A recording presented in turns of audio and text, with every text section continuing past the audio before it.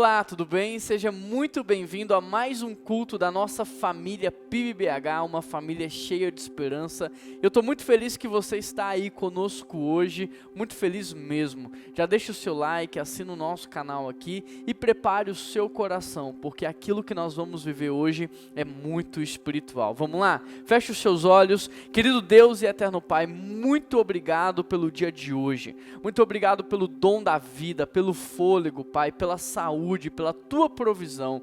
Eu te agradeço pela nossa família que está reunida agora, nesse momento, em diversas partes do nosso país, desse mundo, do nosso estado, da nossa cidade. Obrigado porque é o teu Espírito Santo que nos conecta, que nos une, que nos faz família, Pai. Prepara o nosso coração para tudo que nós vamos viver enquanto igreja nesse momento, que o Senhor possa falar conosco. Essa é a oração que nós fazemos ao Senhor, e é em nome de Jesus que nós oramos, e todo o povo de Deus diz amém. Hoje é um dia muito especial para mim. Hoje é o dia da consagração e posse do Renan, nosso pastor de jovens e adolescentes.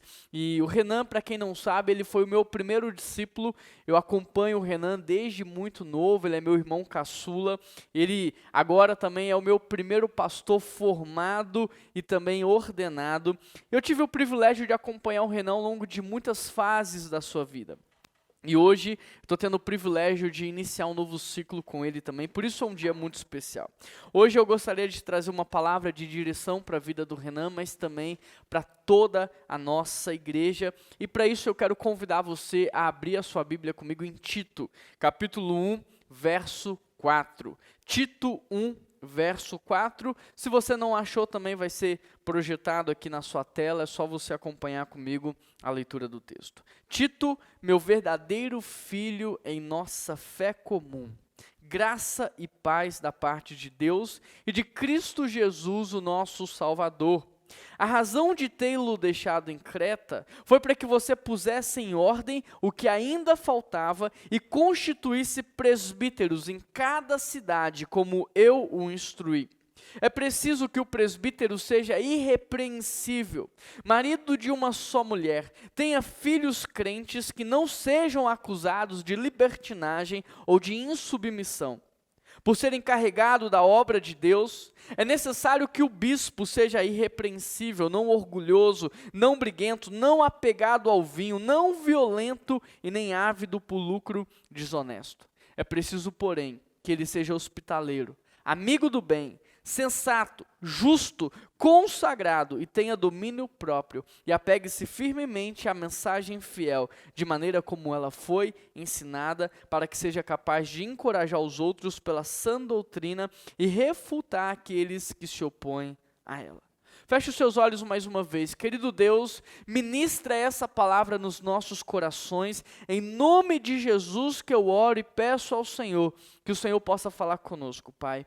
Em nome de Jesus, amém. Querido, só nessa primeira parte do versículo aí, há 3 fatos que são dignos de nota. Primeiro, quem é Tito? Quem é Tito? Tito é citado uma vez em Gálatas, ele é citado 9 vezes em 2 Coríntios, uma vez em Timóteo e também agora nessa carta que leva ao seu nome. Tito na Bíblia, ele é conhecido por ser um companheiro de Paulo, um amigo de Paulo, um cooperador no seu ministério, um homem de extrema confiança e honra. Tito, ele é um filho espiritual do apóstolo Paulo, porque ele foi gerado no seu ministério. E mais do que filho, ao longo do tempo, com o passar dos anos, tornou-se também uma base para o ministério do apóstolo Paulo. Ele era um homem muito disposto, muito proativo, íntegro e de caráter aprovado. Diferente de Timóteo, que a Bíblia diz que ele era tímido, Tito se mostra um homem determinado, emocionalmente estável, resolvedor de problemas e formador de pessoas. Agora que você sabe quem é Tito, eu pergunto, e você, quem é? O que poderíamos, enquanto igreja, dizer a seu respeito? Como é que poderíamos descrever a sua vida para aqueles que ainda não te conhecem? A segunda informação digna de nota é que Paulo ele vai reconhecer Tito como um filho espiritual. Há uma filiação sendo exposta aqui. E interessante porque filiação na Bíblia é algo muito importante. Porque tudo que Deus está formando para si é uma família. Deus está formando uma família para si, uma noiva para o seu filho e uma morada para o seu espírito. Por isso, paternidade, filiação na Bíblia é algo muito sério, de forma que existem até pecados que geram também filiação, só que filiação ao diabo. Por exemplo, o pecado da mentira. Olha o que a Bíblia diz em João 8:44. Vocês pertencem ao pai de vocês, o diabo, e querem realizar o desejo dele. Ele foi homicida desde o princípio e não se apegou à verdade, pois não há verdade nele. Quando mente, fala a sua própria língua, pois é mentiroso o pai da mentira. A mentira é um pecado que gera filiação. Filiação na Bíblia é algo muito sério, a paternidade é algo muito relevante. E por conta da omissão de homens de Deus na nossa sociedade, enquanto pais espirituais, cresce em nossos dias a orfandade. E tamanha orfandade da nossa sociedade é uma baita oportunidade para o diabo entrar e destruir vidas. Agora, diferente disso, olha a postura de Paulo. Olha o que ele diz: Tito, meu verdadeiro filho na fé. Paulo não só se entende ou se vê como pai espiritual de Tito, como também ele assume a sua responsabilidade na formação dele. Querido, para que você entenda, deixa eu explicar. Paternidade na Bíblia não tem a ver com controle e nem dominação. Paternidade na Bíblia, paternidade espiritual tem a ver com plataforma de envio. Ou seja, pai não é quem domina e controla. Pai é aquele que gera identidade, gera propósito, capacita e envia para que se cumpra o propósito. Quem domina, quem controla são os filhos do diabo.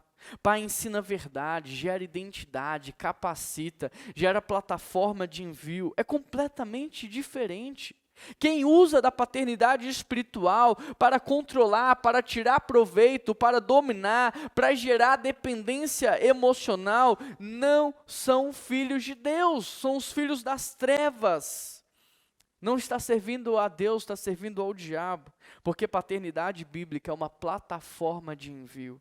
Ou seja, quando eu olho para a vida de Timóteo, quando eu olho para a vida de Tito, eu fico pensando justamente no quanto a paternidade de Paulo foi importante para que eles pudessem crescer, se desenvolver e exercer o seu ministério com sucesso. Por isso, deixa eu te perguntar, quem foi que te gerou na fé?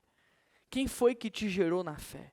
Quem foi que te acompanhou durante os seus primeiros passos? Quem tem sido usado por Deus na sua vida para que você entenda a sua identidade, para que você descubra o seu propósito? Quem é que Deus está usando para te capacitar, para te preparar e para te enviar? Quem é que Deus está usando na sua vida? A terceira observação nesse versículo é que a palavra filho, ela é muito bem escolhida e usada por Paulo. Ele sabe aonde ele quer chegar. E o interessante porque ele está tentando gerar no coração de Tito um sentimento de segurança, de pertencimento, de acolhimento, mas ele também está dando a Tito a autoridade para que ele exerça o seu ministério.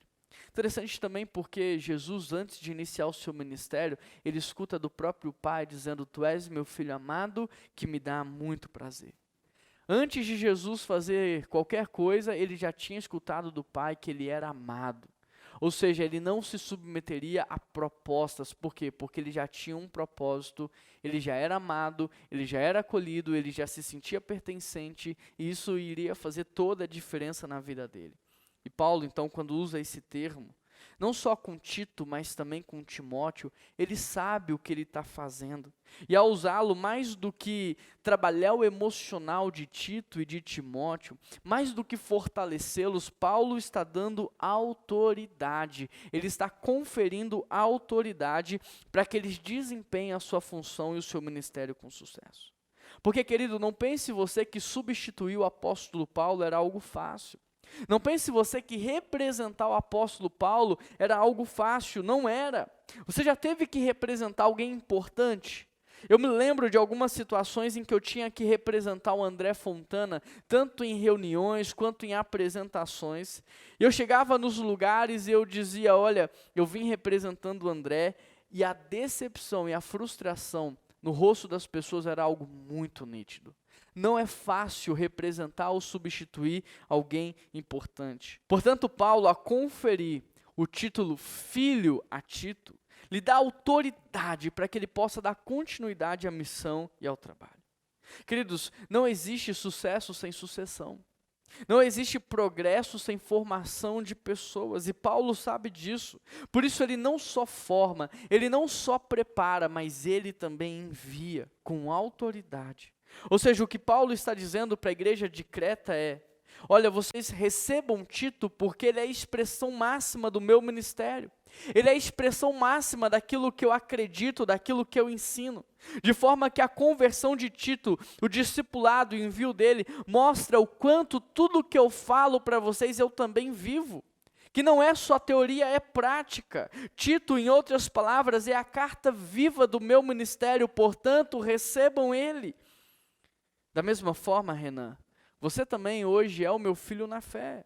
Você também é o meu primeiro discípulo, o meu primeiro pastor formado, e eu uso a palavra filho para você, para que você saiba que você é amado, não pela quantidade de jovens que você virá pastorear, não pela quantidade de células que você vai coordenar, mas pelo simples fato de que você é um filho na fé. E como filho na fé, eu também hoje o envio para que você possa desempenhar uma função muito especial dentro da nova geração. E para a nova geração da nossa igreja, seja ela aqui presente, seja ela no mundo online, eu digo para vocês, recebam o Renan, porque ele também é a carta viva de tudo aquilo que eu acredito, de tudo aquilo que eu ensino, de tudo aquilo que eu prego. O Renan é a prova de que evangelismo relacional funciona, de que discipulado transforma, de que vale a pena fazer discípulos. Nova geração, receba o Renan porque ele é a prova de que Deus não trabalha com indivíduos, mas que Deus trabalha com família. Querido, tudo que o Renan hoje está vivendo, de certa maneira você também pode viver. Deus quer que você descubra qual é a sua identidade.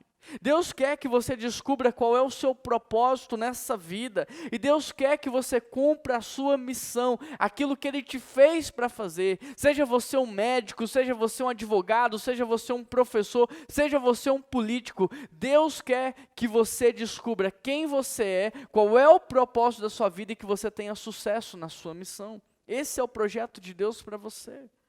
Tito 1, verso 5. A razão de tê-lo deixado em Creta foi para que você pusesse em ordem o que ainda faltava e constituísse presbíteros em cada cidade, como eu o instruí. Agora, olha que interessante nesse texto. Tito, ele não é pastor de uma igreja local, ele é uma espécie de encarregado de Paulo. Tito ocupa no ministério de Paulo um cargo de extrema confiança, de forma que Tito é enviado por Paulo para várias missões diferentes, porém todas de extrema responsabilidade. Da mesma forma, Renan, você hoje não está sendo consagrado a pastor de uma igreja local, mas pastor em uma igreja local. Você sempre ocupou na minha vida uma posição de confiança, mas a partir de hoje você vai ocupar um cargo de confiança na nossa comunidade de fé, no meu ministério, aqui na PIBBH, na nossa igreja. Querido, é interessante porque Tito, ele não era pastor de uma igreja local, mas ele era enviado por Paulo para executar missões de extrema importância. E assim eu gostaria que você também se enxergasse aqui na nossa igreja.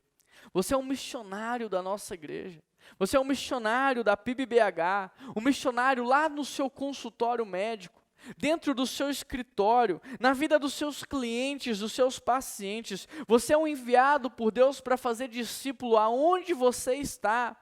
Você está no lugar onde Deus não permitiu que eu chegasse, e você acessa pessoas que eu não vou conseguir acessar. Deus te presenteou com essas pessoas para que você pudesse fazer discípulos, para que você pudesse falar do amor de Deus, para que você pudesse entregar para elas o maior e melhor presente de todos, que é a salvação. Por isso eu gostaria muito que você se enxergasse assim, como um enviado, como um missionário, aquele que foi designado para fazer discípulos aonde quer que Deus te colocou. Agora, veja o que você precisa fazer. A razão de tê-lo deixado em Creta foi para que você pusesse em ordem o que faltava e constituísse presbíteros em cada cidade. Tito 1, verso 5. Eu queria que você entendesse Creta como a sua casa. Eu queria que você entendesse Creta como o seu ambiente de estudo, como o seu ambiente de trabalho, como a sua vizinhança. Porque a razão de você estar neste lugar é para que você colocasse em ordem as coisas, é para que você organizasse, é para que você pudesse constituir aquilo que estava faltando. Querido, sempre antes de Deus fazer um milagre, Ele pediu o povo para organizar. Ele falou, olha, antes de multiplicar o azeite, organize as panelas e vasilhas vazias. Antes de multiplicar o pão, organiza o povo, coloca todo mundo sentado em grupos menores. Sempre antes do milagre vem a organização. A razão de Deus ter te colocado aonde você está, não foi para que você ficasse assistindo a bagunça, não, é para que você colocasse ordem. Renan, você como pastor da nova geração, você não está sendo enviado para gerar problemas, para aumentar o número de conflitos, para gerar inimizade, não. Você está sendo enviado para resolver os problemas aonde você está, para suprir as demandas, para melhorar os ambientes, para gerar cura, transformação, salvação. Você está sendo enviado para formar pessoas que vão formar outras pessoas. E tudo isso que eu estou dizendo para o Renan, eu também quero dizer para você. Deus te enviou para ser solução na vida da sua família e não problema. Deus te enviou para ser solução no seu ambiente de trabalho. Deus te enviou para você resolver, para você trazer cura, alívio, refrigério, transformação e até mesmo salvação. E isso é muito importante, sabe por quê? Porque tem pastor que a gente traz para a igreja para ajudar a resolver os problemas e cuidar de gente, e ele acaba dando mais trabalho do que as próprias ovelhas. Tem pessoas que você convida para liderar, pensando que a pessoa vai colocar em ordem o ministério, que ela vai melhorar o ministério, e ela acaba gerando mais problema que solução. Tem pessoas que são contratadas em empresas para quê? Para resolver problemas, mas elas acabam gerando mais demandas e mais problemas do que se elas não estivessem ali. Querido, em nome de Jesus, eu repreendo toda a vontade de fazer o mal que possa estar dentro de você. Toda vontade de prejudicar a vida dos outros, de atrapalhar a vida alheia. Você não foi criado para isso, você foi criado para ser luz do mundo e sal da terra. Você foi criado para levar alívio, para levar solução. Entenda isso, quem gera problema, quem gera conflito, quem gera crise é o diabo. São os filhos do diabo, são os filhos das trevas. Filho de Deus é a luz do mundo, é sal da terra. Filho de Deus leva cura, Filho de Deus leva renovo, Filho de Deus leva alívio, Filho de Deus abençoa, Filho de Deus reparte, Filho de Deus cuida, Filho de Deus coloca tudo em ordem. José no Egito foi um resolvedor de problemas, Daniel na Babilônia foi um resolvedor de problemas. Esse é o chamado de Deus para você. Portanto, ser rei não é sentar no trono. Ser rei é você governar para ajudar o povo. Ser líder não é você ter uma coroa na sua cabeça. É você pegar uma toalha, é você pegar um balde, você lavar os pés. É você servir, é você cuidar. Ser pastor não é ser bajulado, é você cuidar da dor do outro. Ser cristão não é ter a sua vida perfeita, é ser solução. É ser resolvedor, é ser luz, é fazer a diferença. É esse o chamado de Deus para a sua vida. A razão de tê-lo deixado em Creta foi para que você pusesse em ordem o que ainda faltava e constituísse presbíteros. Além de resolver problemas e colocar tudo em ordem, Tito deveria formar pessoas, Tito deveria discipular pessoas, preparar pessoas. Olha, por exemplo, o que Paulo também diz a Timóteo, seu outro filho na fé. Timóteo, 2 Timóteo, capítulo 2, verso 1. Portanto, você, meu filho, percebe o mesmo padrão? Fortifique-se na graça que há em Cristo Jesus, e as coisas que me ouviu dizer na presença de muitas testemunhas, confie a homens fiéis, que sejam capazes de também ensinar aos outros. O que Paulo está dizendo para Timóteo é que tudo que ele ouviu, ele deveria ensinar a homens fiéis, e estes homens fiéis deveriam também ensinar a outras pessoas. Ou seja, você sabe que o seu discipulado está funcionando quando ele alcança a 4ª geração. Paulo alcançou Timóteo, que alcançou homens fiéis, que agora deveriam alcançar outros homens fiéis. Agora, quais eram as pessoas que Tito deveria formar? Veja o verso 6. É preciso que o presbítero seja irrepreensível, marido de uma só mulher, e tenha filhos crentes que não sejam acusados de libertinagem e nem submissão. Se você observar as características citadas nesse texto, elas têm mais a ver com testemunho do que com capacidade técnica. De forma que o que Paulo está dizendo para Tito é que mais importante do que as habilidades e as capacidades, mais importante que isso é o caráter. É até interessante porque nesse crescimento que a nossa igreja tem vivido nos últimos tempos, muitos têm nos procurado buscando oportunidade de trabalho e de ministério. E normalmente as pessoas elas chegam aqui apresentando os seus títulos, apresentando o seu currículo, apresentando as suas habilidades e aquilo que elas são capazes de fazer. Mas aqui na PIBBH, nós não convidamos ninguém para o ministério e nem contratamos ninguém pela capacidade técnica, e sim pelo coração. Nós até sistematizamos isso naquilo que chamamos de 3 Cs: caráter, combinação e, por último, competência. Ou seja, a primeira coisa que nós observamos, e isso leva tempo, é o caráter da pessoa. É se a pessoa tem caráter ou não. Eu mesmo já deixei de contratar muita gente querida comigo porque eu percebi que aquela pessoa racharia, dividiria a nossa equipe ministerial. Ou seja, convivendo de maneira mais intencional, eu percebi que ela me respeitava por eu ser superior, mas que ela não respeitava os seus pares. E que tal conduta revelava uma falha moral e uma falha de caráter. A segunda coisa que nós observamos aqui na PIBBH é se essa pessoa ela tem combinação. Ou seja, existe uma amizade, existe uma lealdade, existe confiança. E não só comigo, mas com os seus pares. Existe isso. Portanto, a primeira coisa que nós fazemos então é observar se a pessoa tem caráter, depois se ela tem combinação e por último se ela tem competência. Agora, por que a gente analisa a competência por último? Porque competência você dá, mas caráter e combinação não tem como. Percebe? Agora, muitas pessoas me perguntam: Juan, mas da onde vocês tiraram isso? Nós tiramos isso da Bíblia. Nós tiramos isso da palavra de Deus. Veja o que Paulo vai dizer do verso 6 até o verso 9. É preciso que o presbítero seja irrepreensível, marido de uma só mulher e tenha filhos crentes. Por ser encarregado da obra de Deus, é necessário que ele seja irrepreensível, não orgulhoso, não briguento, não apegado ao vinho, não violento, não ávido por lucro desonesto. É preciso que ele seja hospitaleiro, amigo do bem, sensato, justo, consagrado e tenha domínio próprio. E apegue-se firmemente à mensagem fiel, de maneira como foi ensinada, para que seja capaz de encorajar os outros pela sã doutrina e refutar os que se opõem a ela. Percebe?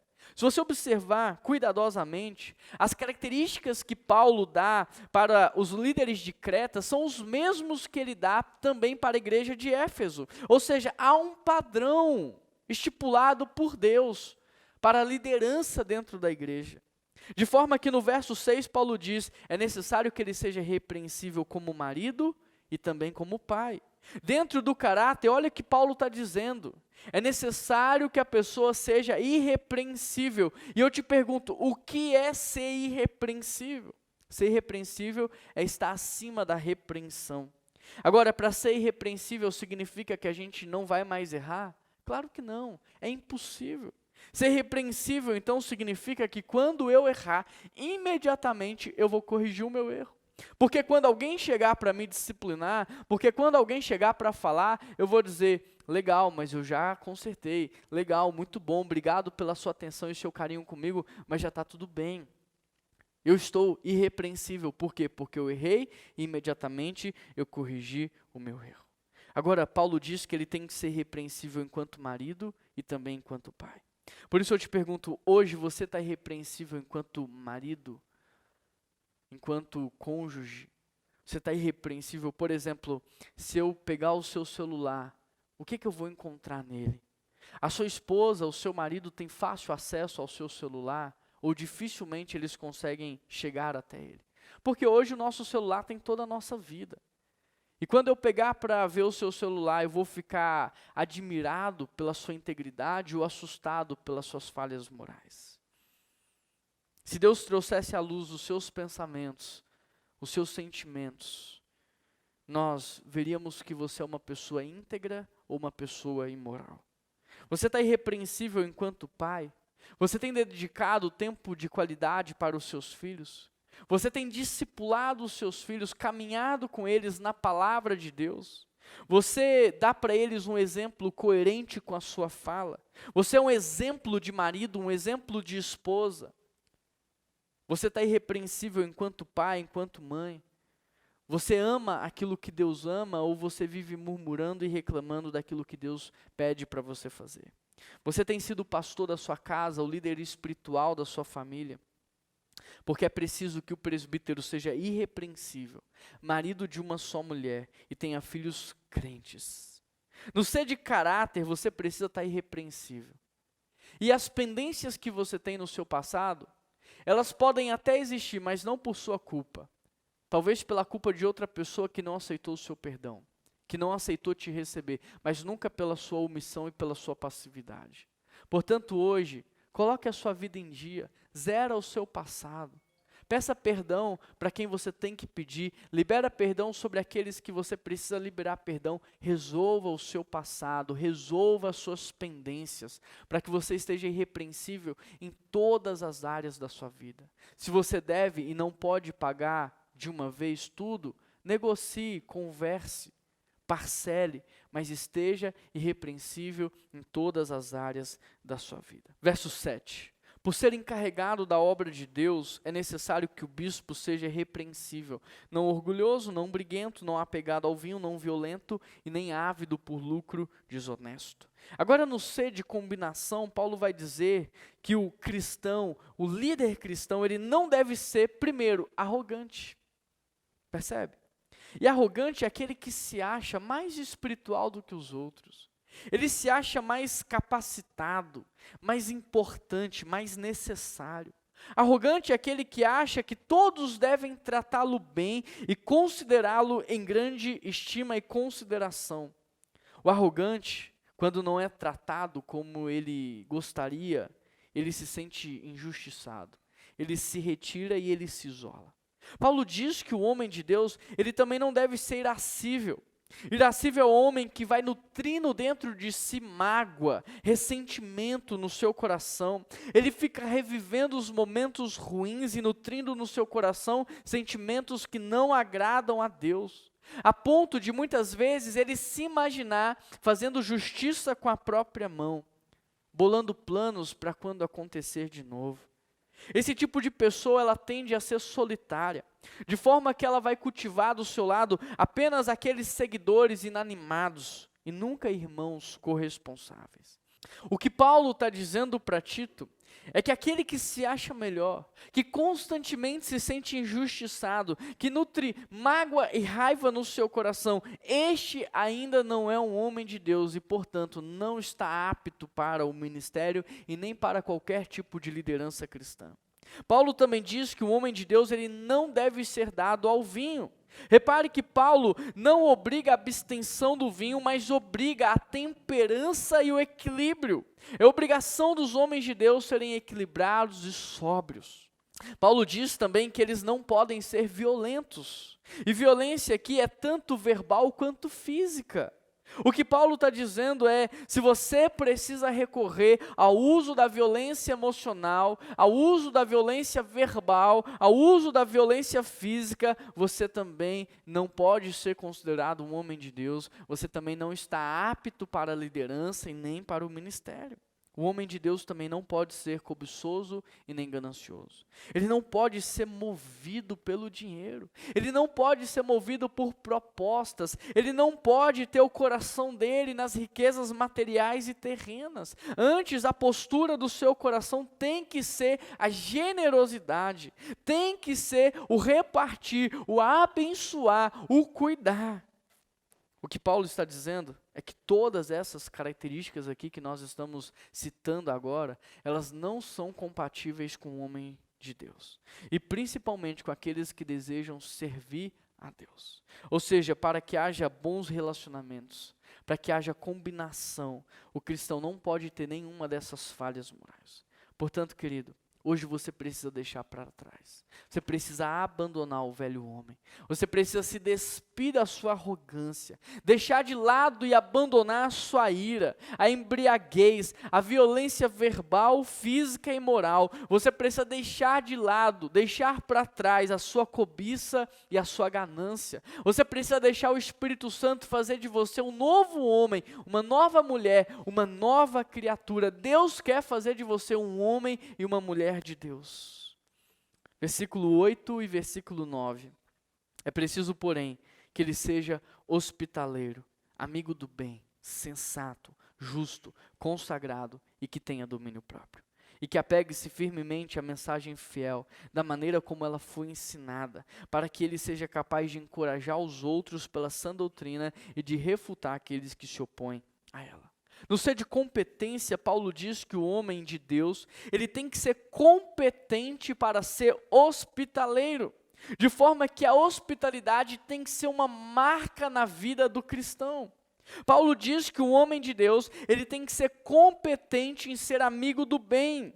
Ele tem que ser aquele que anda na luz, procurando formas de abençoar, formas de cuidar, formas de repartir, formas de compartilhar e contribuir. Além disso, ele precisa ser sóbrio, ou seja, ter domínio completo dos seus pensamentos, sentimentos, emoções e ações. Um homem de Deus, ele não pode ser desgovernado, ele tem que ter domínio sobre si. Ele precisa ser justo e conceder às pessoas aquilo que lhe é devido, aquilo que lhe é de direito. Ele precisa ser piedoso, ter sempre um coração quebrantado. Ele precisa ter domínio próprio, ou seja, é impossível que você lidere alguma coisa se você não é capaz de liderar a si mesmo. Aquele que não domina os seus pensamentos, os seus desejos, as suas emoções, ele não está pronto para liderar nada e nem ninguém. E o homem de Deus também tem que ser conhecedor, praticante e dispenseiro da palavra. Repare que Paulo não diz que ele tem que ser apenas conhecedor, mas ele tem que ser praticante e dispenseiro da palavra. Em resumo, o que Paulo está dizendo para Tito é: escolha homens de caráter aprovado, que tenha combinação e bons relacionamentos no meio do povo e que sejam competentes para exercer o ministério. Se ao invés de examinarmos apenas o conhecimento, nós examinássemos também as características citadas nesse texto, quantos hoje estariam de forma indevida no ministério pastoral? Se ao invés de examinarmos apenas o conhecimento, examinássemos também as qualidades, as características citadas nesse texto, quantos hoje não estariam de maneira indevida exercendo liderança cristã? Eu penso até que se o diabo participasse das nossas entrevistas, das nossas provas e testes, possivelmente ele seria aprovado, porque o nosso olhar é muito focado no conhecimento e pouco focado na vida. Talvez o diabo seria aprovado porque ele conhece muito, ele conhece a Bíblia de capa a capa, mas sabe o que ele não tem? Ele não tem vida, ele não tem testemunho, ele não tem relacionamento com Deus. E são assim muitos crentes hoje, muitos pastores, muitos líderes, muitos teólogos, sabem muito sobre a Bíblia, mas quando vamos conversar, quando vamos caminhar, quando vamos viver, nós percebemos o quanto eles estão distantes de Deus. Renan, sabe por que nós indicamos você para participar da prova de concílio? Porque nós, enquanto igreja, nós vimos o seu chamado, nós reconhecemos o seu pastoreio no nosso meio. Sabe, Renan, por que você está aqui hoje? Porque você é um homem de caráter aprovado e testificado pela igreja. Porque você é um homem irrepreensível.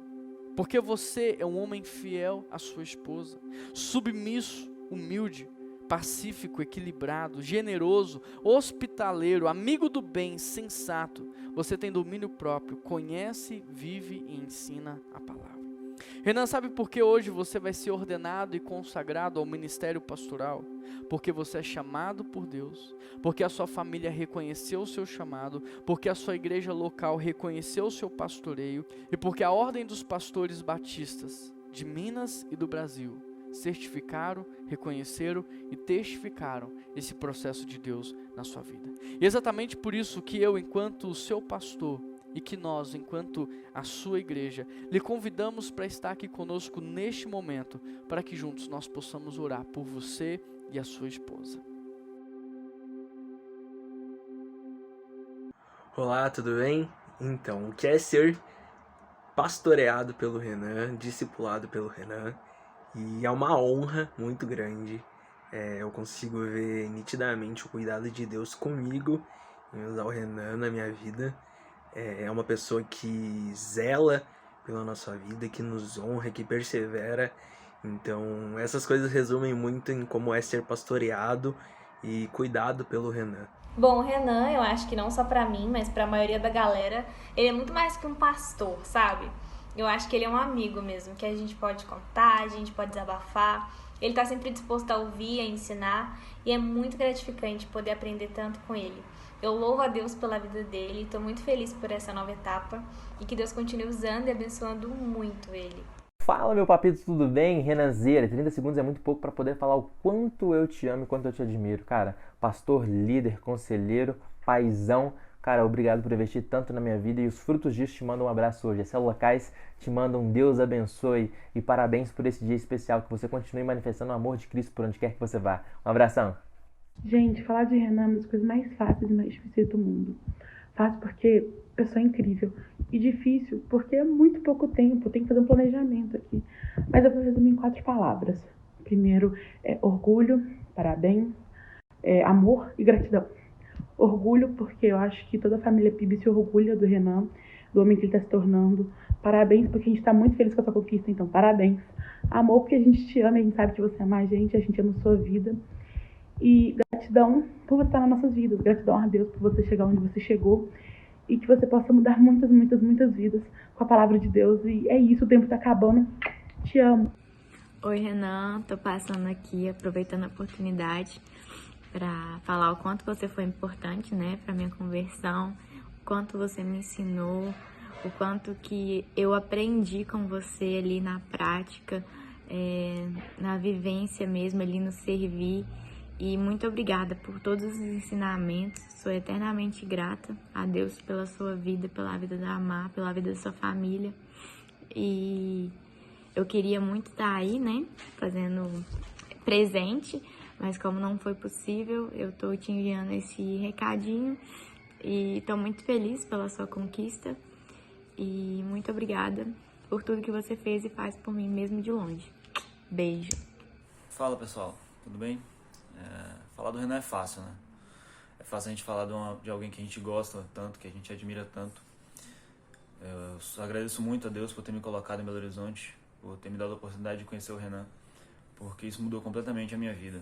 O Renan, ele é amigo, ele é irmão, ele é líder, ele é pastor, ele é pai. Tudo isso é uma pessoa só. De novo, eu sou muito grato a Deus por esses 2 anos de caminhada, mano, contigo.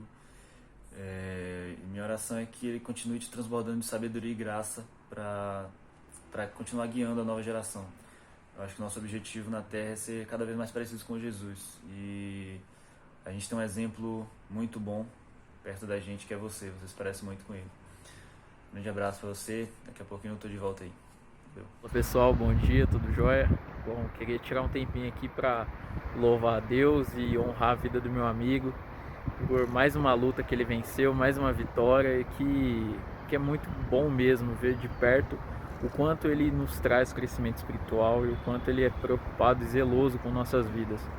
Então, Renan, parabéns, cara, que Deus continue te abençoando, te usando para levar a palavra dele, especialmente para os mais jovens, e o seu ministério tem crescido tanto. Tamo junto, cara, um abraço, Deus te abençoe. Queria convidar você, igreja, a estender as suas mãos em direção ao Renan. Esse é um momento espiritual, um momento muito importante da igreja estar reunida, orando junto por esse momento tão importante na vida do Renan e também na vida da Marissa, né? Que a partir desse momento assumem oficialmente o ministério da nova geração como pastores aí no nosso meio. Vamos orar por eles? Estenda as suas mãos. Querido Deus e eterno Pai, eu quero te agradecer pela vida do Renan e a vida da Marissa. Obrigado porque o Senhor sonhou com a existência deles e o Senhor os preparou exatamente para um momento como este, Pai. Muito obrigado porque a tua palavra diz que o Senhor é aquele que começa e aquele que termina, e que o Senhor vai nos aperfeiçoando. E obrigado pela obra que o Senhor está fazendo na vida desse casal. Obrigado pelo casamento deles, deles, pela família que eles constituíram. Obrigado, Deus, por esse momento tão ímpar, tão importante na vida deles. Que o Senhor, Deus, possa usar de maneira poderosa a vida do Renan, a vida da Maressa. Que o Senhor venha tocar nos seus lábios, que o Senhor venha tocar nos seus corações, que o Senhor venha tocar na mente desse casal. Que o Senhor possa, Deus, tocá-los para que eles nunca mais sejam os mesmos. Que eles possam morrer pela causa do Evangelho. Que eles possam ter amor e compaixão por vidas, ó Pai. E que eles possam viver como dispenseiros da sua palavra. Que o Senhor, Deus, possa erguê-los, ó Pai, como luz do mundo e sal da terra. Que o Senhor possa dar para o Renan um ministério sólido, Pai. Que o Senhor possa protegê-lo, guardá-lo ao longo de toda a sua trajetória, para que ele não se desvie nem para a esquerda e nem para a direita, mas que ele permaneça firme na sua palavra, Pai. Que o Senhor abençoe ele enquanto sacerdote do seu lar, enquanto pastor da sua casa, enquanto líder espiritual da sua família, Pai. Que o Senhor abençoe a Maressa também enquanto Deus esposa. Que o Senhor enche ela de sabedoria, discernimento espiritual da sua presença. Que dessa família, Deus, possa nascer uma geração abençoada, filhos e filhos que te conheçam e que também, Deus, vão ser dispenseiros da sua palavra, mas que principalmente o Renan e a Maressa possam adotar para si muitos filhos, muitos órfãos espirituais, que eles assumam essa paternidade, essa maternidade espiritual para adotar, para cuidar, Senhor, para pastorear. Abençoe a vida deles, ó Pai. Ó Deus, que o Senhor possa dar para o Renan também o dom da palavra, Senhor. Que o Senhor possa dar para ele, Deus, o dom da multiplicação. Por onde quer que ele passar, que ele multiplique vidas, que ele gere vidas, ó Pai. Usa a vida do teu servo para a honra e a glória do teu nome, Senhor. Que o Senhor possa dar para o Renan muita submissão, muito amor, muita honra, muita gratidão, muita generosidade, Senhor, para ele, para Maressa, para essa família. Que o nome desse casal morra com o corpo deles e que o teu nome, Jesus, permaneça e prevaleça em tudo. Essa é a oração que nós fazemos ao Senhor, em nome de Jesus, que eu e Keila oramos por esse casal. Eu e Keila e toda a nossa igreja o consagramos, então, no nome de Jesus, os pastores da nova geração. Que Deus abençoe muito a sua vida, viu? Deus abençoe mais a sua vida. Parabéns por esse novo ciclo que inicia na vida de vocês. Eu quero aproveitar a presença deles aqui e convidar você a participar desse momento também, que é um momento muito espiritual na nossa comunidade de fé, que é o momento da entrega dos dízimos e das ofertas. Aqui na tela está aparecendo um código de QR Code, o nosso Pix, os dados bancários, tudo com muita facilidade, muita segurança, para que você possa participar desse momento, mesmo estando em outro país, em outro estado, em outra cidade. Agora, eu queria ajustar o seu coração. Aqui na nossa comunidade de fé, nós entendemos o princípio da generosidade. Nós não fazemos porque somos obrigados, nós fazemos porque queremos agradecer a Deus por tudo que Ele tem feito nas nossas vidas, porque nós queremos honrar o nome do nosso Deus, e é por isso que ofertamos, é por isso que dizimamos. Eu queria convidar você a fazer com esse intuito no seu coração. Queria também despertar em você uma necessidade que nós temos hoje, que é a troca da nossa mesa de som. Eu expliquei no domingo passado, volto a explicar hoje. A nossa mesa é da década de 90, nós precisamos substituí-la por vários defeitos e problemas que ela vem apresentando, e nós precisamos e contamos com a sua ajuda, né? Um equipamento de som é algo muito caro, custa muito caro, e sozinhos nós não conseguimos avançar. E é por isso que Deus nos faz família, nos faz comunidade, porque cada um ajudando e cooperando, a gente consegue avançar, e o reino de Deus avança, e a gente consegue alcançar cada vez mais pessoas para Deus. Então, se você quiser também fazer uma oferta especial com esse objetivo, eu queria pedir que você identificasse, né? Além de fazer a oferta, manda um e-mail pra gente, financeiro@pbbh.com.br, ou no nosso número de WhatsApp 988356344, e manda lá pra gente dizendo: olha, essa oferta aqui em específico é para a mesa de som, é para o equipamento de som, e dessa forma você nos ajuda a continuar crescendo e avançando, amém? E você que está nos visitando, eu quero dizer que você é muito bem-vindo à nossa família. Nós não somos um shopping para você frequentar, nós não somos um produto para você consumir, nós somos uma família e queremos ser família para você você.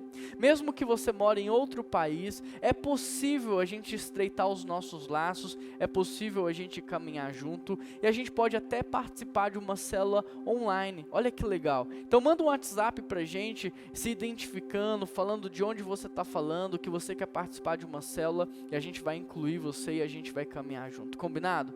Eu oro para que Deus possa abençoar muito a sua vida, que Deus te dê uma semana de paz, uma semana de alegria, que Deus possa prover todas as suas necessidades, que Deus possa cuidar do seu coração, aumentar a sua resistência, a sua imunidade, te proteger e te guardar de todo mal, e que você seja muito usado por Deus. Essa é a oração que nós fazemos em nome de Jesus. Que Deus abençoe a sua vida e até a próxima.